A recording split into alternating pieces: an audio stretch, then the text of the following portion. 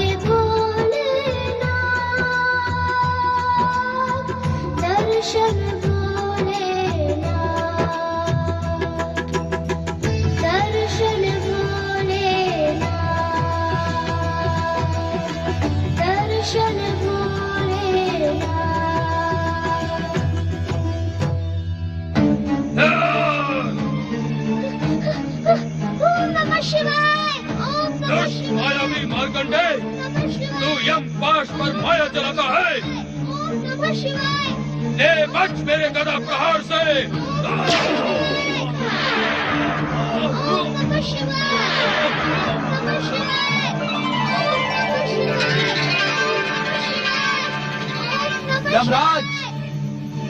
प्रभु भोलेनाथ!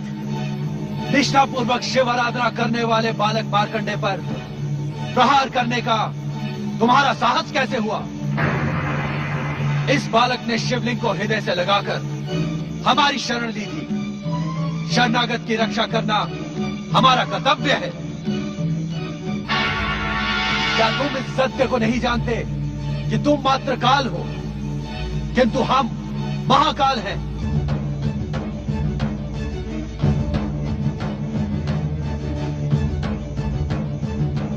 हमारी निष्ठा और भक्ति की चरम सीमा पर पहुंचा ये बालक मार्कंडे शिव कृपा से अवध्य हो गया है।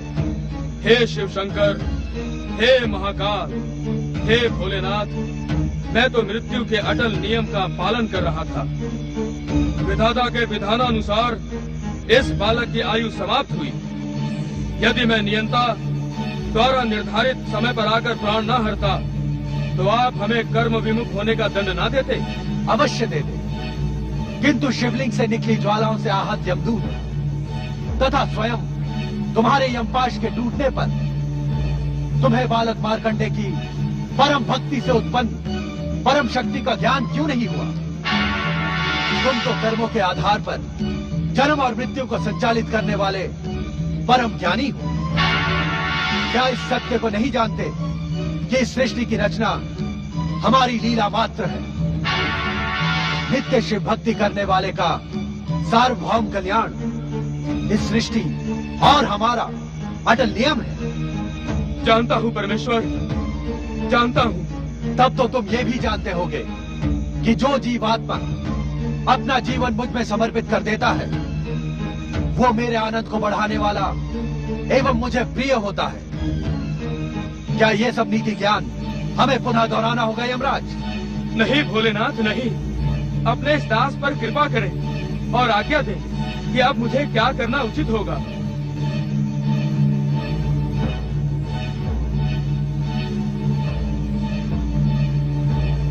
यमराज, मार्कंडे के माता पिता के पुण्य प्रभाव एवं जन्म से ही शिव निष्ठा के कारण अब ये बालक अल्पायु रहा ही नहीं। इसकी अल्पायु का अभिशाप समाप्त हो गया। किंतु विधाता के विधान के अनुसार इसकी अल्पायु स्पष्ट है भोलेनाथ। किंतु उसी विधान में यह भी स्पष्ट लिखा है कि अल्पायु पूर्ण होने पर आप इसके प्राण हरने आएंगे। उसी समय हम दोनों उपस्थित होकर न केवल इसके अभिशाप को समाप्त कर इसे दीर्घायु प्रदान करेंगे, अपितु इसे अमरता का वरदान भी देंगे। किंतु चित्रगुप्त के आलेख में आपके मृत्यु लेखाकार चित्रगुप्त ने मार्कंडे के अल्पायु होने का विवरण तो अपने पृष्ठों में लिख दिया, किंतु हम दोनों के आगमन की बात लिखना वो भूल गया। ये भूल अक्षम्य अपराध है यमदेव। अब मेरे लिए क्या आज्ञा है स्वामी? अब आप यमलोक लौट जाएं तथा वहां की व्यवस्था नियंत्रित करें। आपके आलेखों में त्रुटि सृष्टि के अनर्थ का कारण बन सकती है। हमें विश्वास है कि भविष्य में कभी आप कर्म विमुख नहीं होंगे। इस उद्दंडता के लिए मुझे क्षमा करें भोलेनाथ। भविष्य में ऐसा कभी नहीं होगा। प्रणाम भोलेनाथ। प्रणाम माता पार्वती। प्रणाम परम शिव भक्त मार्कंडे।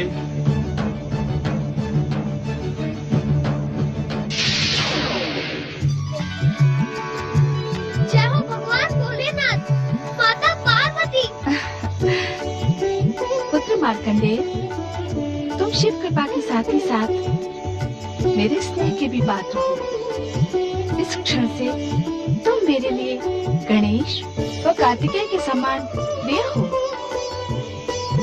मैं तुम्हें अपने पुत्रों के समान ही अटूट स्नेह एवं सिद्धियां प्रदान करूंगी। जय भोलेनाथ। जय माता पार्वती, जय शक्ति माता पार्वती, जय सर्वेश्वर महादेव जी। हम अज्ञानियों को क्षमा करें। हमने आपकी कृपा पर संदेह किया और मार्कंडेय के अल्पायु के भय से अपनी भक्ति को पूर्ण रूप से आपके श्री चरणों में समर्पित नहीं किया। कृपा निधान, आपकी कृपा अपरंपार है। आप तो दया के सागर हैं। आपकी भक्ति असंभव को भी संभव बनाने में सक्षम है।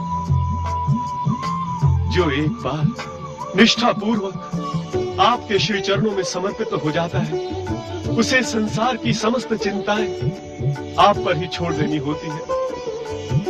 परंतु हमने ऐसा नहीं किया भोलेनाथ।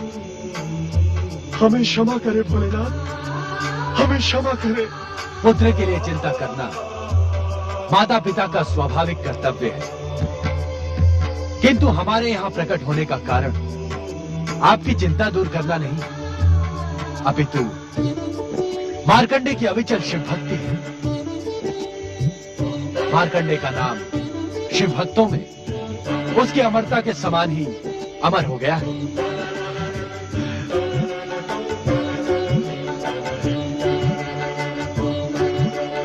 पुत्र मार्कंडेय, तुम मेरी विशेष कृपा के अधिकारी बन गए हो।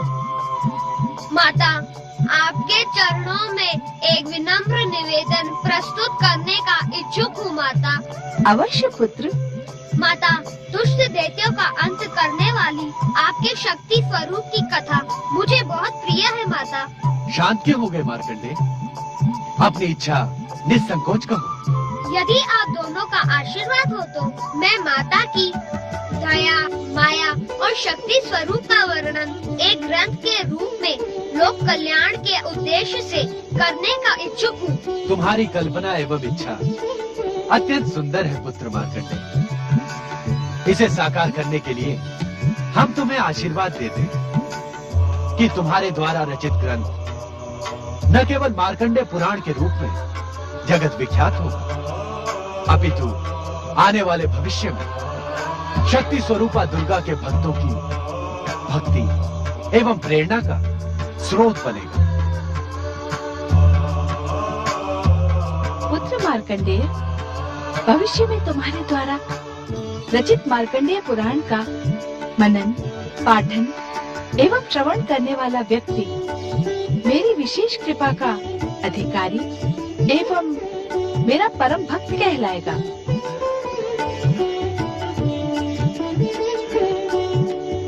इतना ही नहीं पुत्र, मार्कंडे पुराण का प्रत्येक श्लोक पापी से पापी व्यक्ति को पाप मुक्त कराने वाला, शिव कृपा एवं कैलाश लोक प्राप्त कराने में सक्षम होगा। हाँ भोलेनाथ, माता पार्वती, आप दोनों के आशीर्वाद को आदेश समझकर मैं इसका पालन करूँगा। तुम अपने प्रत्येक अनुष्ठान में सफल हो पुत्र। भगवान भोलेनाथ एवं माता पार्वती की जय।